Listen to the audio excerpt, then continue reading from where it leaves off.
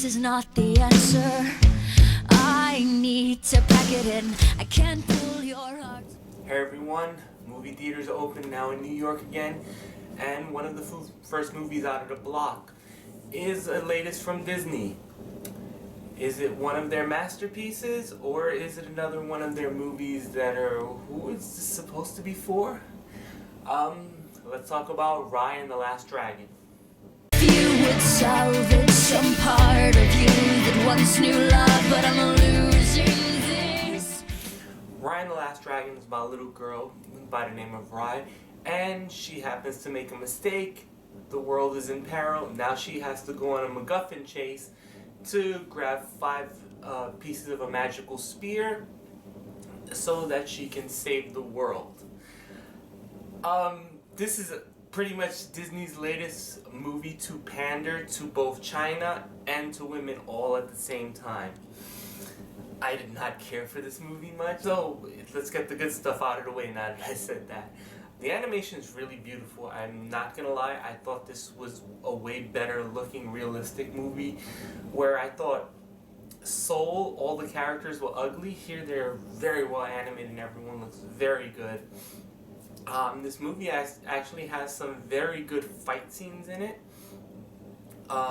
So that was really cool to see in a Disney movie of all things. Also, I really liked the voice of the dragon, played by Awkwafina. I thought she gave life to this character who wasn't really particularly written well. I don't think her jokes were that funny, but you can tell that Awkwafina brings this life, this animation-ness to her. Like, you can tell through her voice that she's a very animated character. And that's pretty much it for it. Now let's go into my dislikes. Okay, this is clearly one of those movies where every man is a complete idiot or has no lines whatsoever. The closest we have is a little boy. He's a cook on a boat. He's the closest we get to any type of intelligent man in there.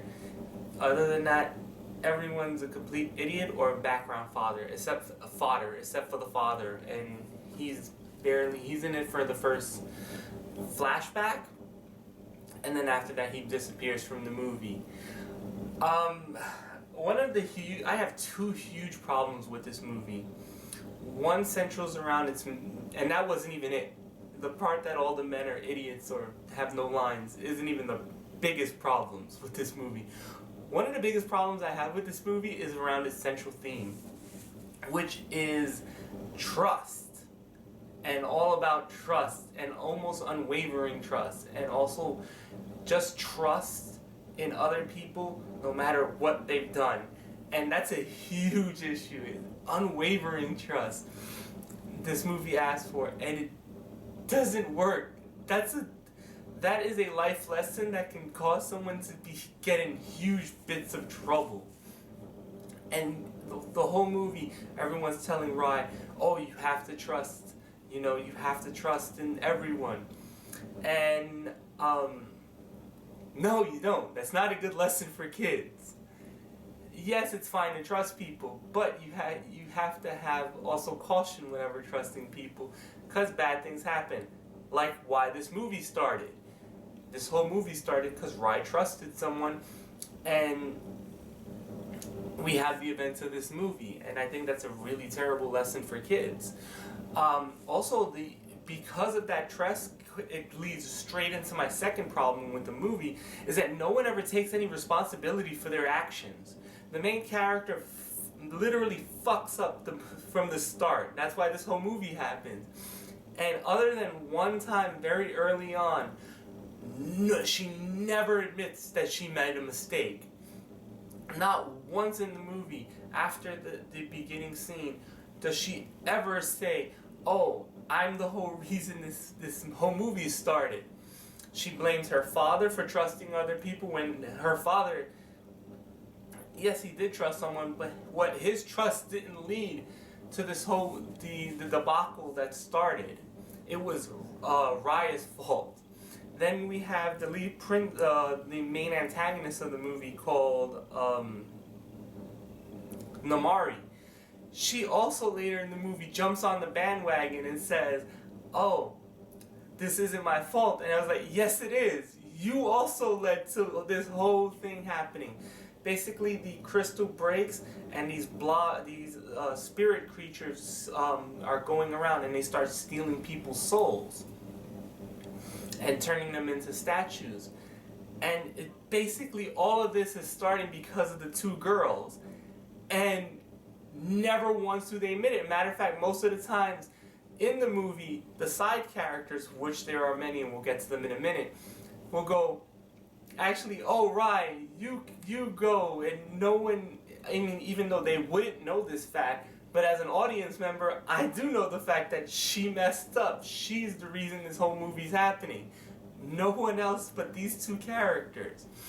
And it's kind of, like, it was kind of insulting, especially, you know, end of the second act and then into the third act, especially when we get the evil Princess Mamari. And I was just like baffled by like, how do you, this is terrible. No one in this movie takes any responsibilities for what they do. And in fact, even Mamari's mother at the when she's giving a speech, I believe in the second act, says, "Oh, we didn't do anything wrong." It's like, yes, clearly you did. Once again, that's why the events of this movie are happening. So that really annoyed me. Also, there was way too many side characters. Basically, while Raya is on this fetch quest, in each of the cities, which are named after a dragon part, tail, fang, spine, heart, and fang, in every town she runs into someone who will eventually join the team. And there were just too many characters who didn't really do a lot, and they weren't really that important to the story. You could have had them be like, okay, she meets this person in this town, and then bye.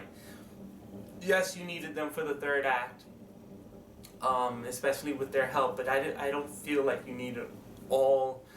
There was the little kid on the boat, there's the big dumb guy warrior, there's a baby, and then there's 3 monkeys, and then on top of that you have to juggle Sisu, Awkwafina's character, and Ray, who's voiced by Kelly Marie Tran, who I thought was fine in this movie. There's not much you can do with this material that she was given. And I just didn't care for any of them. I didn't think they were that funny. I didn't think they were that well written.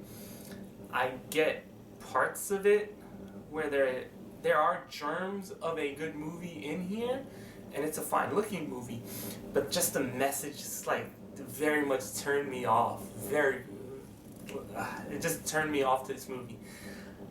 I don't think the story is that compelling. Like I said, I like the animation, but the themes and morals of this movie are terrible, especially for kids. So I didn't like this movie. I'll give it a 3. Will I watch this again? Probably not. I mean, maybe on mute to look at some of the fight scenes and the choreography. And it is a very pretty looking movie. It's just really pretty and really empty with terrible lessons. So that's my thoughts on Raya and the Last Dragon.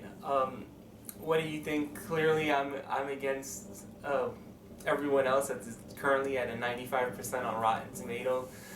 But I don't think people were like really looking at the theme. They were just looking at, hey, like, it looks pretty, and oh, look, there are girls as the main characters, and then the side characters, and also the heads of all the states except for the father. Oh, and by the way, for those of you who like talking about Disney tropes, yes, Raya only has one parent. They never say what happens to her mother. And on a nicer note, number 2, there was no third act breakup. So there's that. So if you see Raya and the Last Dragon, let me know what you think. I can see some people liking this movie and liking the message of trust, but I think it's asking too much. I think it's going overboard and asking into blind trust. So that's my thoughts for today. Later.